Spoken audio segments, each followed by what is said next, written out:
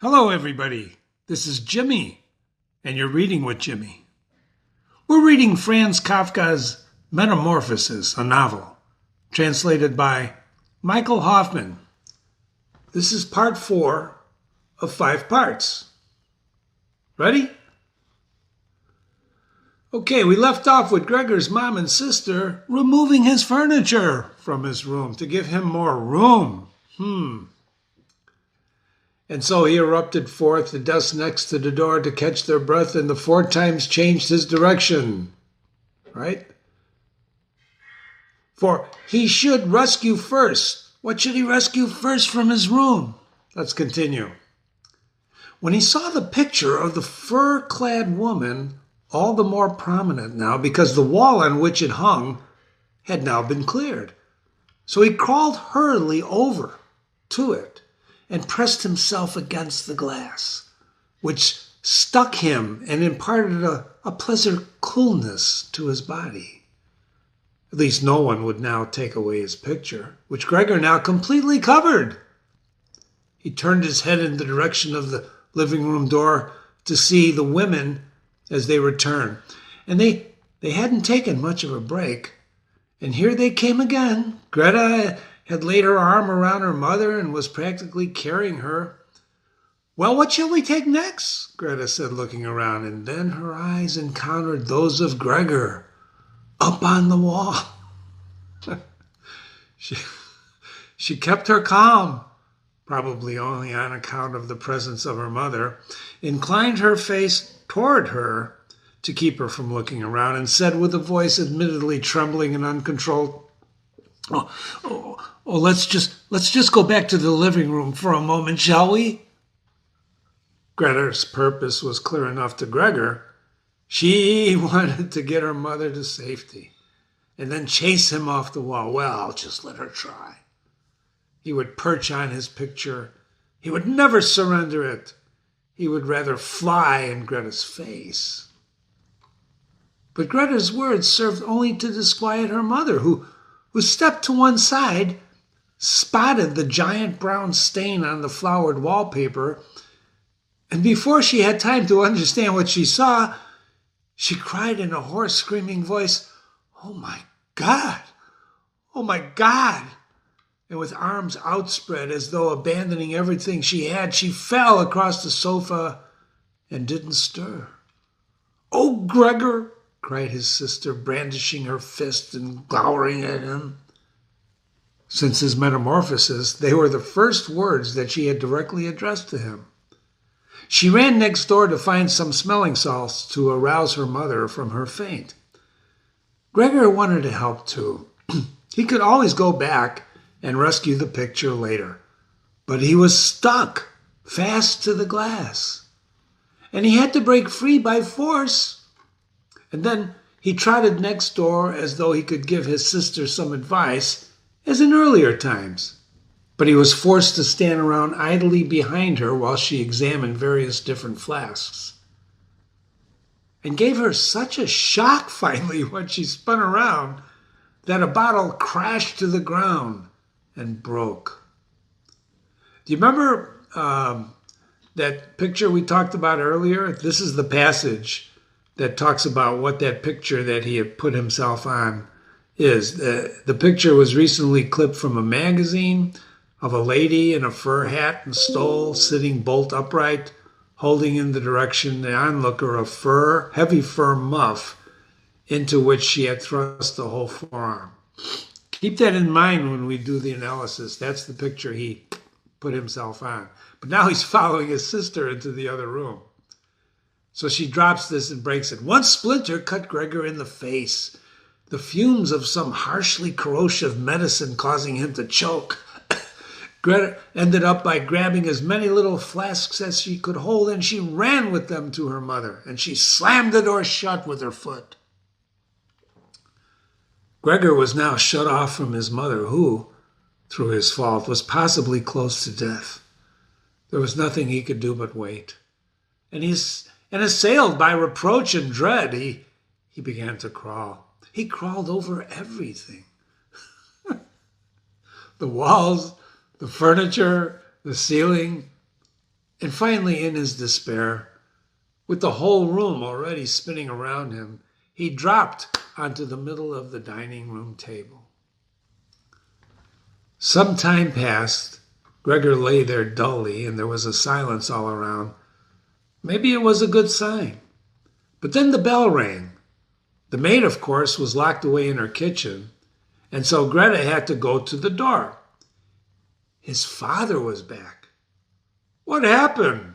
were his father's first words. Greta's appearance must have given everything away. She answered in muffled tones. Clearly, she must be pressing her face to her father's chest. "Mother had a faint, but she's feeling better now. Gregor's got loose." "I knew it," said his father. "Wasn't I always telling you? But you women never listen." Gregor understood that his father must have put the worst possible construction on Greta's all-too-brief account, and supported that Gregor had perpetrated some act of violence. Therefore, Gregor must try to mollify his father, because for an explanation there was neither time nor means. And so he fled to the door of his room, and he pressed himself against it, so that his father, on stepping in from the hallway, might see right away that Gregor had every intention of going back to his room promptly. And there was no necessity to use force. He had only to open the door, and he would disappear through it right away. But his father wasn't in the mood to observe such details. "Aha!" he roared the moment he entered, in a tone equally enraged and delighted. Gregor withdrew his head from the door and turned to look at his father. He really hadn't imagined him the way he was. Admittedly, he had been distracted of late by a novel sensation of crawling, and had neglected to pay attention to goings-on in the rest of the flat as he previously. So, really, he should have been prepared to come upon some alterations. But really, was that still his father? The same man who had lain feebly buried in bed when Gregor had set out formally on a business trip? Who had welcomed him back at night in his nightshirt and rocking chair? Not even properly able to get to his feet anymore, but merely raising both arms in token of his pleasure. And who, on his infrequent walks on 1 or 2 Sundays per year, and on the most solemn holidays, walked between Gregor and his wife slowly enough anyway, but still slower than them, bundled in his old overcoat, feeling his way forward with his carefully jabbing stick, and each time he wanted to speak, stopping to gather his listeners about him. And now here he was, fairly erect, wearing his smart blue uniform with gold buttons, like a doorman at a bank, over his stiff collar of his coat, and the bulge of his powerful double chin under the bushy eyebrows, and alert, vigorous expression in his black eyes. He habitually unkempt white hair now briskly parted and combed in a shiny, tiny arrangement. He threw his cap, which he had on a gold monogram, presumably that of the bank, across the whole room in an arc onto the sofa, and, hands in his pockets with the skirts of his long coat trailing behind him, he walked right up to Gregor with an expression of grim resolve. He probably didn't know himself what he would do next. But even so, he raised his feet to an uncommon height. Gregor was startled by the enormous size of his boot soles, but he didn't allow himself the leisure to stop and remark on it. He understood from the first day of his new life that his father thought the only policy to adopt was one of the utmost severity toward him. And so he scurried along in front of his father, pausing when he stopped, and hurrying on the moment he made another movement. In this way, they circled the room several times without anything decisive taking place. Ladies and gentlemen, are you using your imagination? Gregor, Gregor and his father circling each other. Yes, even without the whole process having the appearance of a chase because of its slow tempo. It was for that reason, too, that Gregor remained on the floor for the time being, because he was afraid that if he took to the walls or ceiling, his father might interpret that as a sign of peculiar wickedness on his part. Admittedly, Gregor had to tell himself that he couldn't keep up even with this slow pace for very long, because in the time his father took a single step, Gregor needed to perform a whole multiplicity of movements. He was already beginning to get out of breath. Even in earlier times, his lungs hadn't been altogether reliable. And as he teetered along, barely keeping his eyes open in order to concentrate all his resources on his movement, in his dull-wittedness, not even thinking of any other form of salvation beyond merely keep going, and had almost forgotten that the walls were available to him, albeit obstructed by carefully carved items of furniture full of spikes and obstructions, something whizzed past him. Something had been hurled at him. Something now rolling around the floor in front of him. It was an apple. Straight away, it was followed by another apple. Gregor, in his terror, was rooted on the spot. There was no sense of keep moving, not even if his father had decided the recourse to artillery. He had filled his pocket from the fruit bowl on the sideboard, and he was hurling one apple after another, barely pausing to take aim.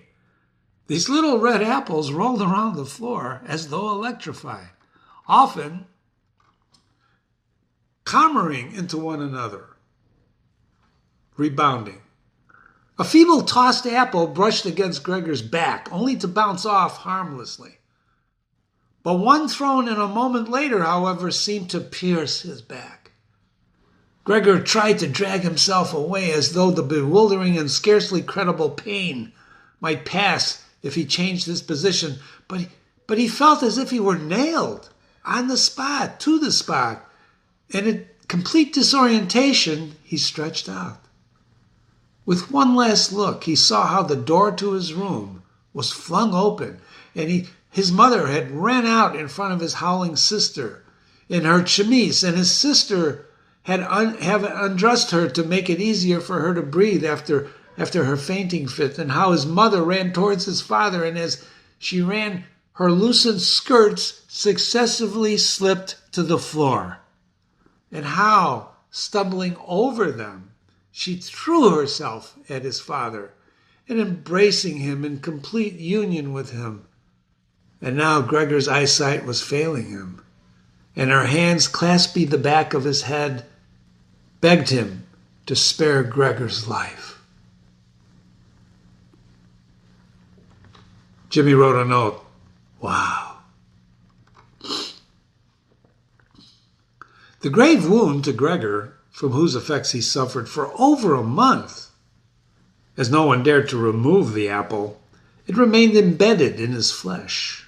Can you imagine that? As a visible memento, seemed to have reminded even his father that in spite of his current sorry and loathsome form, Gregor remained a member of the family and must not be treated like an enemy, but as someone who, all revulsion to the contrary, family duty compelled one to choke down and who must be tolerated. Simply tolerated. Even if Gregor had lost his mobility, and presumably for good, so that now, like an old invalid, he took an age to cross his room. It took an age to cross his room. There could be no more question of crawling up out of the horizontal.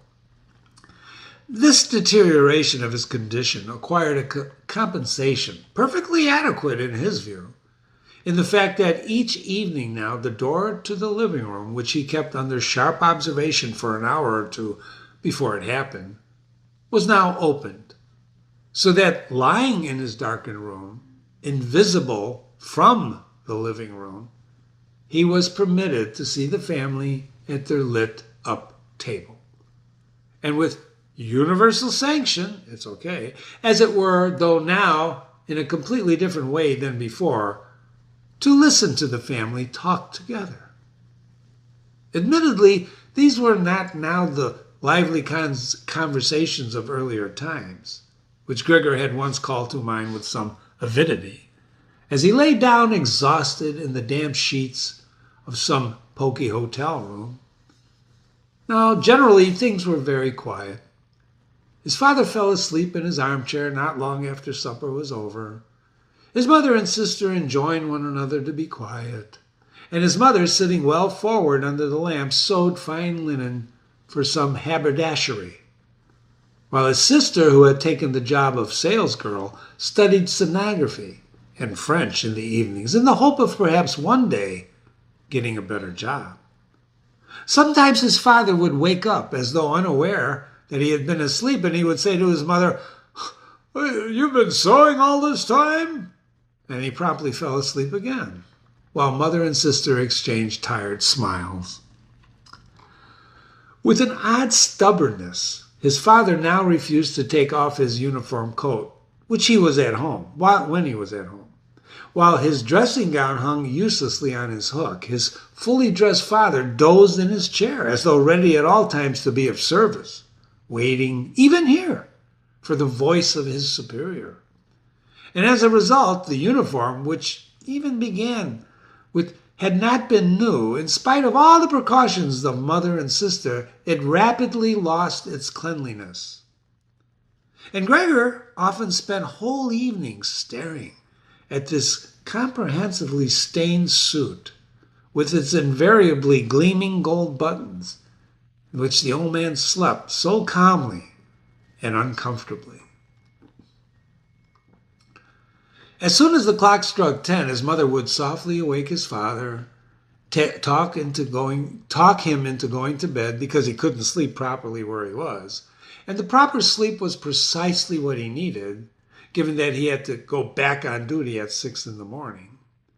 But with the obstinacy that characterized him, ever since he had become a commissar, he would always insist on staying at the table longer, even though he quite regularly fell asleep there, and it was only with the greatest difficulty that he was persuaded to exchange his chair for the bed. However, Gregor's mother and sister pleaded and remonstrated with him. He would slowly shake his head for a whole quarter of an hour at a time, keep his eyes shut, and he would refuse to get up. Gregor's mother would tug at his sleeve and whisper blandishments in his ear, and his sister would leave her work to support her mother, but it was all in vain. His father would only slump deeper into his chair, and only when the women took him under his arms and did he open his eyes and look alternately at both of them, and then usually say, "What sort of life is this? What sort of peace and dignity in my old days?" And they, propped up by the women, he would cumbersomely get to his feet, as though he was a great weight on himself, and let them conduct him as far as the door, and then he would gesture to them and go on himself. I can do that. And while Gregor's mother hurriedly threw down her sewing and his sister her pen, to run behind him and continue to be of assistance. Who in this exhausted and overworked family had the time to pay any more attention to Gregor than was absolutely necessary? The household seemed to shrink. The maid was now allowed to leave after all, and a vast bony charwoman with a great mane of white hair would come in the morning and evening to do the brunt of the work, and everything else had to be done by mother, in addition to her copious needlework. Things even came to such a pass that various family jewels, in which mother and sister had once special occasions decked themselves, were sold off, as Gregor learned one evening from a general discussion of the prices that had been achieved. The bitterest complaint, however, concerned the impossibility of leaving this now far too large apartment, as there was no conceivable way of moving Gregor. Gregor understood perfectly well that it wasn't any regard for him that stood in the way of the move. No, because all it would have taken was a suitably sized shipping crate with a few holes drilled in it for him to breathe. Nah, what principally kept the family from moving to another flat was their complete and utter despair. The thought that they, in all the circle of relatives and acquaintance, had been singled out for such a calamity. The things the world requires of poor people, they performed to the utmost. His father running out to get breakfast for the little bank officials, his mother hurling herself at the personal linen of strangers, his sister trotting back and forth behind the desk, doing the bidding of the customers. But that was as far as the strength of the family reached. The wound in Gregor's back would start to play up again when his mother and sister came back, having taken his father to bed, and neglected their work to sit pressed together almost cheek to cheek, when his mother pointed to Gregor's room and said, Will you shut the door now, Greta? And when Gregor found himself once more in the dark, while next door the women were mingling their tears and perhaps sitting staring dry-eyed at the table. So Gregor spent his days and nights almost without sleeping. Sometimes he thought that the next time that they opened the door, he would take the business of the family in hand, and just exactly as he had done before. But after a long time, the director figured in his thoughts again, and the chief clerk and the junior clerk and the trainees and the dim-witted factotum, a couple of friends that he had in other companies, a chambermaid in the hotel out in the province somewhere, a sweet, fleeting memory, a cashier in the hat shop, whom he had courteously, assiduously, with great care, and far too slowly. All these appeared to him, together with others that he never knew or had already forgotten. But instead of helping him and his family, they were all inaccessible to him. And he was glad when they went away. And then he wasn't in the mood to worry about the family. But instead, he was filled with rage at how they neglected him. And even though he couldn't imagine anything for which he had an appetite, he made schemes as how to inveigle himself into the pantry and take there what was rightfully his, even if he didn't feel the least bit hungry now. No longer bothering to think what might please Gregor, his sister, before going to work in the morning and afternoon, now hurriedly shoved some food or other into Gregor's room with her foot, and in the evening reached in with a broom to hook it and bring it back out, indifferent as to whether it had been only tasted, or even, as most regularly happened, had remained quite untouched. The tidying of the room, which she now did always in the evening, really could not have been done more cursorily. The walls were streaked with grime, and here and there lay little tangled balls of dust and filth. And at first, Gregor liked to take up position for her coming in the worst affected corners, as if to reproach her for these conditions. But then he could have probably stayed there for weeks without his sister doing anything better.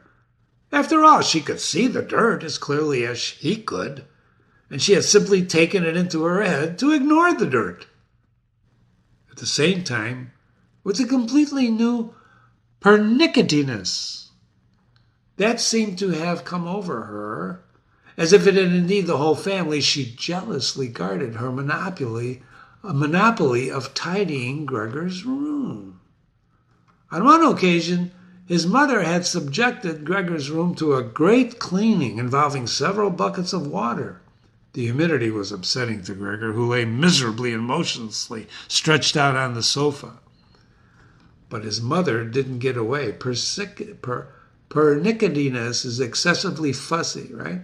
But his mother didn't get away with it either, because no sooner had his sister noticed the change in Gregor's room that evening than, mortally offended, she ran into the sitting room and, ignoring her mother's imploring raised hands, burst into a crying fit. that her parents, her father, of course, had been shaken from his slumbers in the armchair, witnessed first with helpless surprise. And then they, too, were touched by her crying. His father on one side blaming Gregor's mother for not leaving the cleaning of the room to her sister, and while on the other yelling at his sister that she would never be allowed to clean Gregor's room again, and while the mother tried to drag the father, who was quite beside himself with excitement, into the bedroom, his sister, shaken with sobs, pummeled at the table with her little fists, and Gregor hissed loudly in impotent fury that no one thought to shut the door and save him from such a noise and spectacle. But even if his sister, exhausted by office work, no longer had it in it for her to care for Gregor like she had done earlier, that still didn't mean that his mother had to take a hand to save Gregor from the utterly being neglected. Because now there was the old charwoman. This old widow, who with her strong frame had survived everything her life had thrown at her, was evidently quite undismayed by Gregor. It wasn't that she was nosy, but she had by chance once opened the door to Gregor's room, and at the sight of Gregor, who, caught out, started to scurry hither and thither, even though no one was chasing him, merely stood there with her hands folded and watched in astonishment. Since then, she let no morning or evening slip without opening the door a little crack and looking in on Gregor. To begin with, she called him as well, in terms she probably thought were friendly, such things as, "Come here, you old dung beetle," or, "Will you take a look at that old dung beetle?" Gregor, of course, didn't reply, but ignored the fact that the door had been opened and stayed exactly where he was. If only this old charwoman, instead of being allowed to stand and gawk, right, at him whenever she felt like it, had been instructed to clean his room every day. Early one morning, a heavy rain battered against the window panes, a sign already, perhaps, of the approaching spring. And Gregor felt such irritation when the charwoman came along with her words that, albeit slowly and ponderously, he made as if to attack her. But the charwoman, far from being frightened, seized the chair that was standing near the door, and as she stood there with mouth agape, it was clear that she would only close it when she had brought that chair crashing down on Gregor's back. "So it is as far as it goes, then?" she asked Gregor as Gregor turned away. She calmly put the chair back in the corner. Gregor was now eating almost nothing at all. Only sometimes, perhaps, happening to pass the food that had been put out for him, he would disorderly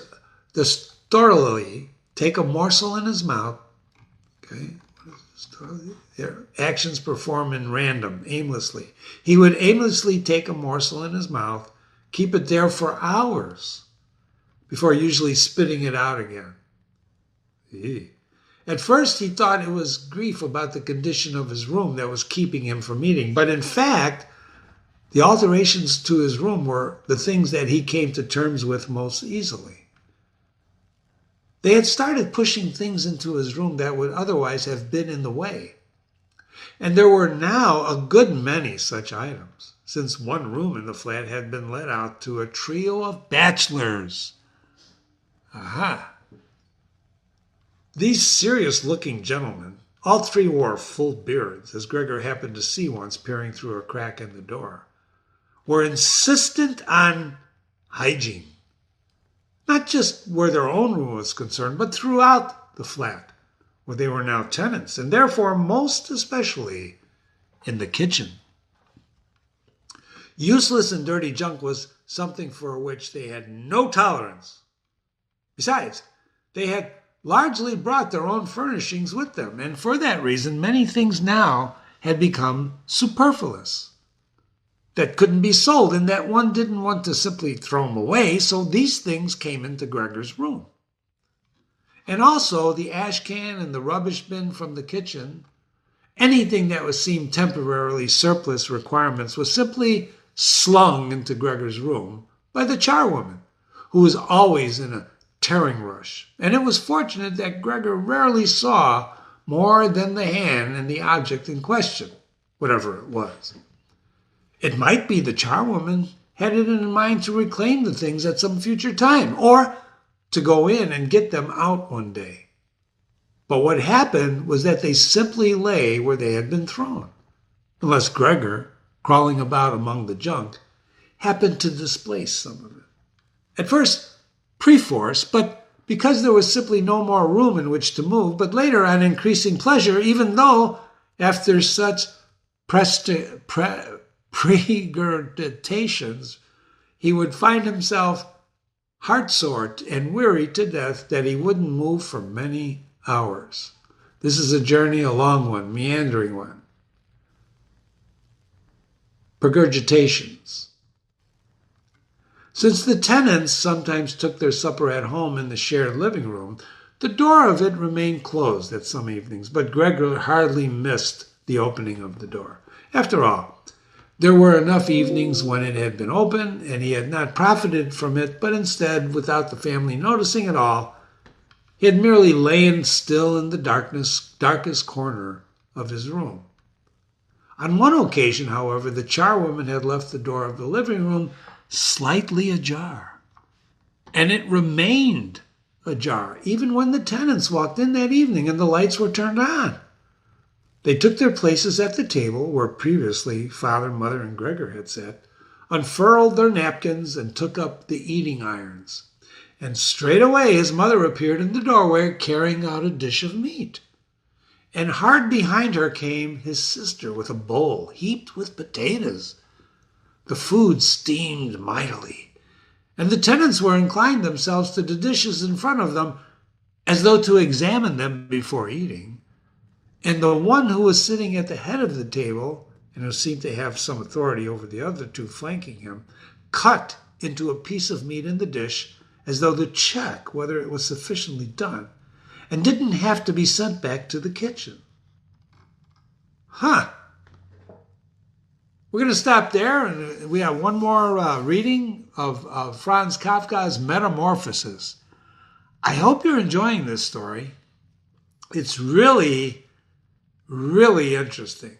I mean, I can't imagine. I know some people who treat other people like this, but when you're really envisioning this poor guy, Gregor Samsa, as a giant cockroach, holy moly. So, be sure to visit and read other classics on my website. Come in for part 5 and then the final analysis of the Metamorphosis. You've been reading with Jimmy. This is Jimmy. Jimmy at readingwithjimmy.com is my email. Send me a note if you got a question about this or any other classic. Readingwithjimmy.com is my website, and you can find me on YouTube. Thanks for coming. As we build our audience of followers and people who enjoy the classics, I really enjoy relating these to you. I had a guy I met today that I gave my business card to, Reading with Jimmy business card, and he said, I cannot tell you how I'm enjoying A Farewell to Arms. He just started it. I gave him the book, and he's also using Reading with Jimmy to read the book. Thank you for coming. Enjoy your day, and remember, think about what you're doing, all right? Just think about what you're doing.